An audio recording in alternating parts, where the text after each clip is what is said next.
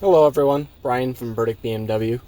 I wanted to quickly go over how to utilize all of the parking assistance features that are included in the parking assistance package that are available on most BMW models for around $700. I want to go over every viewpoint, every camera angle, and how to autonomously park our vehicle as well. To turn on BMW's Parking Assistant, we just want to select the BMW parking icon located just below the EcoPro button.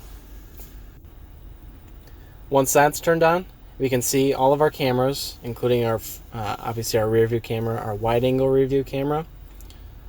We also have a front wide angle view camera, as well as a standard front camera as well.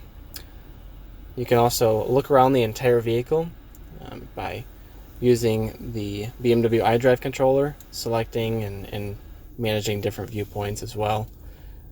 There's also a car wash feature located within the BMW Parking Assistant that'll just do a top-down, showing where your wheels are pointed. That way you're not scraping your wheels while you're entering the car wash. Now we're autonomously parking our vehicle. So what we want to do is press that button I showed earlier, and then we're going to want to press on the screen. There's a little parking icon with a steering wheel next to it. And then once you find a spot, you can just drive past the parking spot slowly.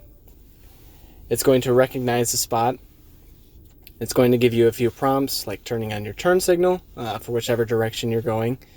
And then it wants you to let go of all of the steering wheel, the brake, and hold down that parking assistant button that I showed you in the start of the video. And then you want to hold that for the duration of the parking. It's going to do everything for you: steering, gear changes, braking, gas. It'll do all of that for you, and it'll get you into the spot you have selected or drove past. So we're just finishing up here. As you can see, it's doing all the steering for me, all the brake inputs, gear changes, and then once we finally reach our destination, when we've gotten fully into the spot, it'll actually put the car in park as well and say parking completed.